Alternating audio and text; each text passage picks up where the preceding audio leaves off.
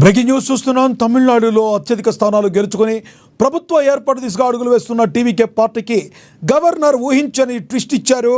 రెండో రోజు గవర్నర్ రాజేంద్రతో సమావేశమైన విజయ్కి మళ్ళీ నిరాశ ఎదురైనట్లుగా సమాచారం. 118 మంది ఎమ్మెల్యేల సంతకాలు ఉంటేనే ప్రభుత్వ ఏర్పాటుకు అనుమతి ఇస్తానని, ఇలా ఉంటేనే తన వద్దకు రావాలని విజయ్కి చెప్పినట్లుగా సమాచారం. దీంతో తమిళనాడులో రాజకీయ అనిశ్చితి మరింత క్లిష్టంగా మారింది. అయితే ప్రభుత్వ ఏర్పాటుకు విజయ్కి అనుమతి ఇవ్వాలని డిఎంకేతో పాటు వీసీకే వామపక్షాలు గవర్నర్ను కోరుతున్నప్పటికీ టీవీకేకు సమ్మతి తెలిపే విషయం మీద ఆ పార్టీలు స్పష్టత ఇవ్వడం లేదు. మరోవైపు ప్రభుత్వ ఏర్పాటుకు గవర్నర్ విధించిన గడువు నేటితో ముగియనుండగా రాష్ట్రంలో రాష్ట్రపతి పాలన విధించే అవకాశాలు ఎక్కువగా ఉన్నాయని జోరుగా చర్చలు నడుస్తున్నాయి. గవర్నర్ వ్యవహారంపై తమిళ ప్రముఖులు, రాజకీయ విమర్శకులు మండిపడుతున్నారు.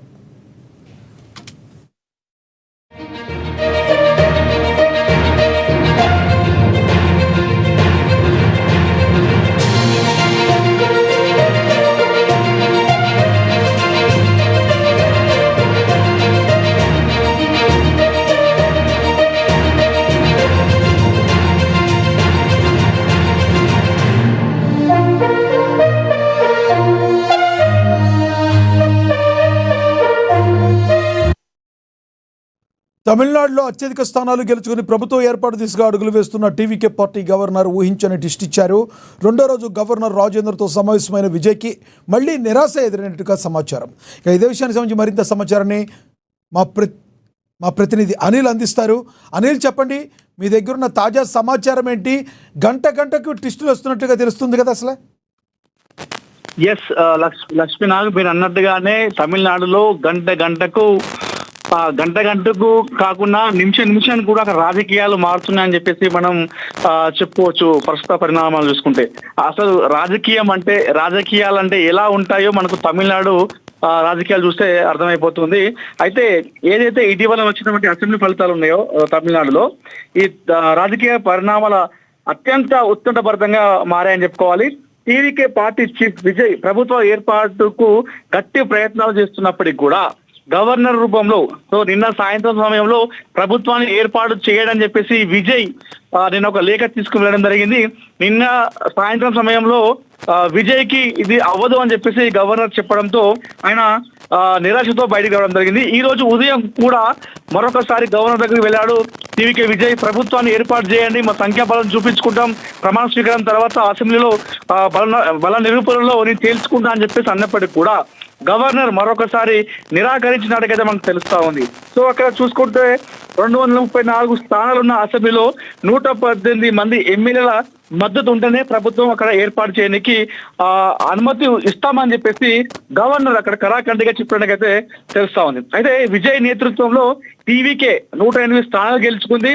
అత్యధిక స్థానాలు సాధించినప్పటికీ కూడా, అంటే సింగిల్ లార్జెస్ట్ పార్టీ అయినప్పటికీ కూడా వాళ్ళు మ్యాజిక్ ఫిగర్ దాటలేదు. మ్యాజిక్ ఫిగర్ దాటాలంటే ఇంకొక 10 సీట్లు ఎక్కువ అవసరం ఉంది. సో వారికి 108 సీట్లతో, అదేవిధంగా కాంగ్రెస్ పార్టీ నుండి 5 సీట్లు కలుపుకుంటే కూడా 113 సీట్ల వరకే అయిపోయింది. సో వాళ్ళు ప్రభుత్వాన్ని ఏర్పాటు చేయాలంటే మరొక 5 సీట్లు కావాల్సినటువంటి అవసరం ఉంది.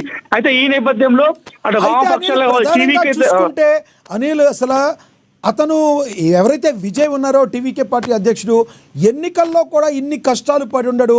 ఆఫ్టర్ ఎన్నికల తర్వాత, రిజల్ట్ తర్వాత ఇప్పుడిప్పుడే రాజకీయాలంటే ఎలా ఉంటాయి అని అర్థం చేసుకునేటట్టుగా ఉంటుంది అనుకోవచ్చు. మరోవైపు డిఎంకే సంబంధించి కావచ్చు, వీసీకే కావచ్చు, వామపక్షాలు గవర్నర్ను ఆయనకు అవకాశం ఇవ్వండి చెప్తున్నాయి. కానీ ఎమ్మెల్యేల విషయంలో స్పష్టత ఇవ్వట్లేదు. ఎలా చూడాలంటారు? ఎస్, ఇక్కడ ఇప్పటికే అసలు అనూహ్యంగా డిఎంకే స్టాలిన్ కూడా దీనిపైన ఆయన హుందాగా స్పందించారు. అంటే ఏదైతే డిఎంకే కలిసి పొత్తు చేసి ప్రభుత్వాన్ని ఏర్పాటు చేస్తున్నటువంటి వార్తల్లో నిజం లేదు. సో ప్రభుత్వాన్ని ఏర్పాటు చేయనివ్వండి, విజయ్ సీఎం కానివ్వండి, ఆయన సింగిల్ లార్జెస్ట్ పార్టీగా 108 సీట్లు వచ్చినాయి కాబట్టి ఆయన సీఎం గా అర్హుడు. సో ఆయన కానివ్వండి, ఆయన ప్రభుత్వాన్ని ఏర్పాటు చేయడానికి సహకరించినట్టు కూడా ఇటు వామపక్షాలు కావచ్చు, వీసీకే కావచ్చు, స్టాలిన్ కూడా గవర్నర్ కోరడం జరిగింది. డిఎంకే పార్టీ వామపక్షాలతో పాటుగా సినీ నటుడు కమల్ హాసన్ కూడా గవర్నర్ తీరు పైన తప్పుపట్టారు.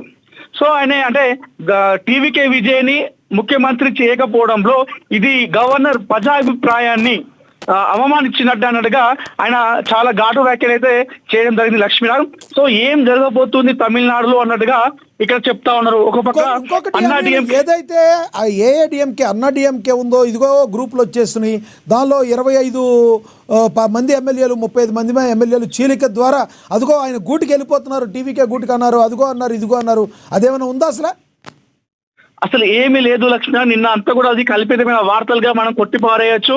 సో అన్నా డిఎంకే లో ఉన్నటువంటి ఎమ్మెల్యేలో ఎలాంటి చీలిక రాలేదు, వాళ్ళు బీజేపీతో భాగస్వామ్యంగానే ఉన్నారు.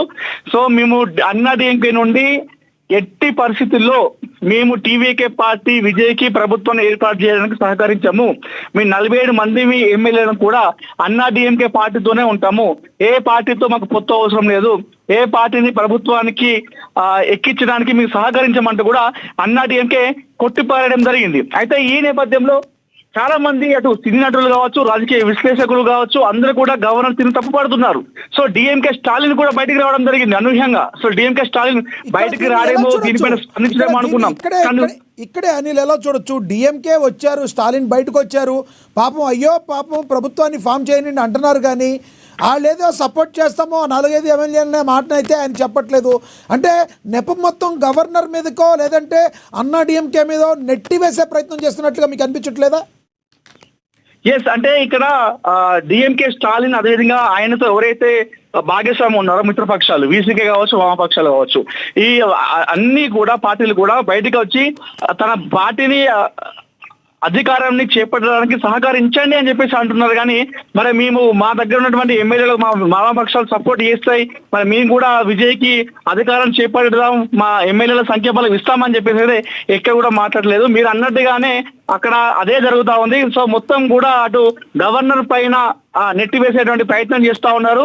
సో స్పందించకుండా ఉంటే ఈ విషయంలో తప్పు అయిపోతుందని చెప్పేసి హుందాగా ప్రవర్తించడానికి స్టాలిన్ మాత్రం బయటకు వచ్చి స్పందిస్తా ఉన్నాడు. కానీ అన్నా డిఎంకే నుండి మాత్రం ఎలాంటి స్పందన లేదు.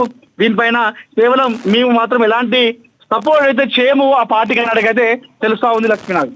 చివరిగా చెప్పండి, టీవీకే అధినేత సీఎం అయ్యే అవకాశం ఉందంటారా లేదంటారా? అసలు ఉత్కంఠకి ఏం జరగబోతుందంటారు? చివరిగా చెప్పండి. వాస్తవానికి కూడా టీవీకే విజయ్ మనం చూసాం, ఆ రోజు ఏదైతే ఫలితాలు వచ్చాయో ఆ ఫలితాలు వచ్చిన సందర్భంలోనే సింగిల్ లార్జెస్ట్ పార్టీగానే సీఎం అయిపోతున్నాడు విజయ్ అని చెప్పేసి అనుకున్నాం. కానీ ఈ తాజా రాజకీయ పరిణామాలు చూస్తా ఉంటే సీఎం గా ప్రమాణ స్వీకారం చేయడం విజయ్కి ఇది ఒక కత్తి మీద సాము లాంటిదే చెప్పుకోవచ్చు. సో ఆయనకి ఇంకొక 5 మంది సంఖ్యాబలం కావాలి. సో ఆయన గవర్నర్ కోరుతుంది ఒకటే, మాకు అనుమతించండి ప్రభుత్వం ఏర్పాటు చేయడానికి, ఆ తర్వాత నేను అసెంబ్లీలో బల నిరూపణ చేసుకుంటాను, ఆ తర్వాత సంఖ్యాబలాన్ని నేను 118 వరకు తీసుకొస్తాను, మమ్మల్ని అనుమతించండి అంటూ కూడా రిక్వెస్ట్ అయితే చేస్తా ఉన్నాడు. కానీ ఎవరు కూడా ముందుకు రావడం లేదు. కేవలం కాంగ్రెస్ పార్టీ మాత్రమే మద్దతు ఇచ్చింది. ఆ కాంగ్రెస్ పార్టీ మద్దతుతో కేవలం 113 మాత్రమే అక్కడ సంఖ్యాబలం ఉంది. ఆయనకి ఇంకో 5 సీట్లు కావాలి. కానీ ఆ 5 సీట్లు ఎవరు కూడా వచ్చే సిచ్యువేషన్ లేడు. ఒక్క సీటు కూడా వచ్చే అవకాశం లేదు. అటు వామపక్షాలు కావచ్చు, బీసీకే కావచ్చు, అన్నా డిఎంకే కావచ్చు, అన్నా డిఎంకే ఉన్నటువంటి మిత్రపక్షాలు కావచ్చు, డిఎంకే కావచ్చు, మరి ఎవరు కూడా బయటికి రావడం లేదు. ఒక్క సీటు కూడా ఎక్స్ట్రా వచ్చేటువంటి అవకాశం అయితే లేదు. అయితే ఈ నిర్ణయంలో గవర్నర్ ఏదైతే సంఖ్యాబలం నిరూపించడంలో విఫలమైతే మాత్రం రాష్ట్రంలో రాష్ట్రపతి పాలన విధించే అవకాశం ఉన్నట్టుగా, అదేవిధంగా ఎన్నికలకు వెళ్ళేటువంటి ఆలోచన కూడా గవర్నర్ చేస్తున్నట్టుగా కూడా కొన్ని చర్చలు జరుగుతూ ఉంది లక్ష్మీనాథ్. Thank you Anil.